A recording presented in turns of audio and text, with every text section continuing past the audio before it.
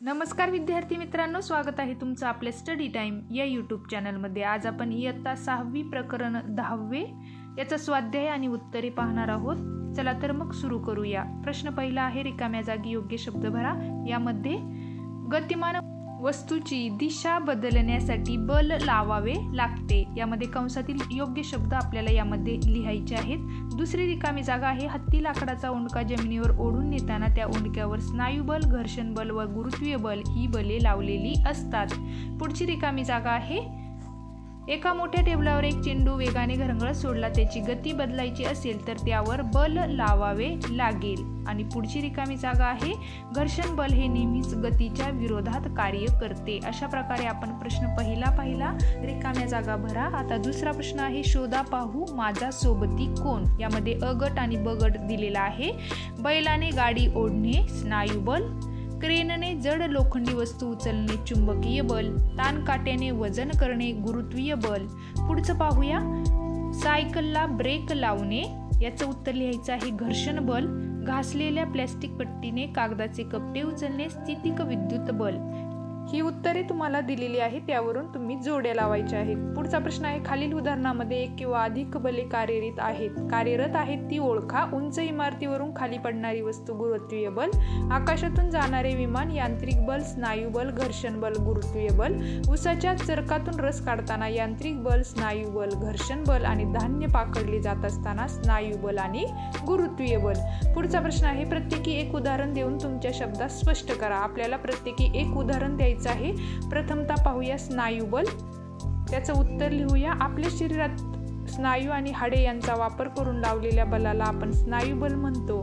उदाहरणार्थ, हातगाडीवाला आपल्या स्नायू बलाने गाडी ओढतो। दुसरं पाहूया गुरुत्वीय बल आणि त्याचं उत्तर लिहिणार आहोत आपण। पृथ्वी आपले बल लावून सर्व गोष्टी आपल्याकडे खेचून घेते, याला गुरुत्वीय बल असे म्हणतात। उदाहरणार्थ, झाडावरून तुटलेले फळ जमिनीवर पडते।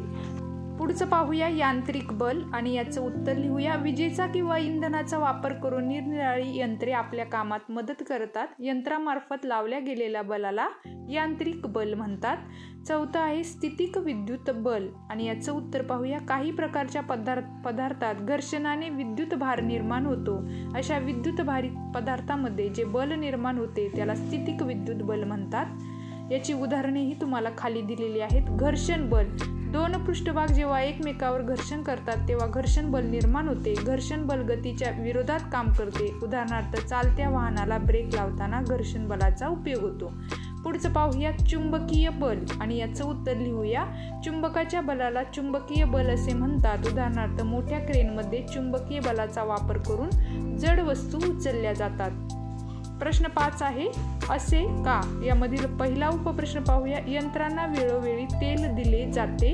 उत्तर, जर यंत्रात तेल घातलेले नसेल तर त्याचे निरनिराळे भाग घर्षण करतील, यामुळे घर्षण बल वाढेल आणि कामाच्या गतीला विरोध होईल। दुसरं आहे, वर फेकलेली वस्तू उंचावर जाऊन खाली येते आणि याचं उत्तर आहे, पृथ्वीवरून वर फेकलेली प्रत्येक गोष्ट गुरुत्वीय बलामुळे खालच्या दिशेने खेचली जाते। पृथ्वीच्या या गुरुत्वाकर्षणामुळे वर फेकलेली प्रत्येक वस्तू उंचावर जाऊन खाली येते। ही आहे, कॅरम बोर्डवर पावडर टाकतात असे का। याचं उत्तर लिहूया। कॅरम खेळताना सोंगट्या आणि कॅरम बोर्ड मधले घर्षण बल कमी झाले पाहिजे। घर्षण बल कमी झाले की सोंगट्यांची गती वाढेल। पुढचा प्रश्न आहे, रेल्वे स्थानकावरील जिन्याच्या उतरणीचा पृष्ठभाग खडबडीत असतो, कारण पृष्ठभाग जर गुळगुळीत असेल तर तेथे घर्षण बल राहणार नाही आणि घाईघाईने जाणारे लोक घसरून पडतील, यासाठी पृष्ठभाग खडबडीत असतो। प्रश्न 6 आहे, आमच्यातील वेगळेपण काय।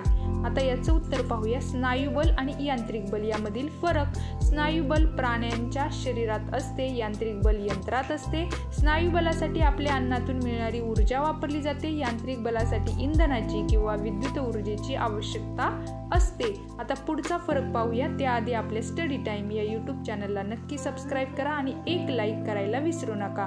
पुढचा फरक पाहूया, घर्षण बल गतीच्या विरोधात कार्य करते, तर गुरुत्वीय बलामुळे पडणाऱ्या वस्तूच्या गतीत नेहमीच वाढ होत जाते। दुसरा फरक आहे, घर्षण बल वाढवता येते किंवा कमी करता येते, गुरुत्वीय बल कमी अधिक करता येत नाही. अशा प्रकारे आपण घर्षण बल आणि गुरुत्वीय बल यामधील फरक पाहिला. पुढचा प्रश्न पाहूया. त्याआधी एक लाईक नक्की करा.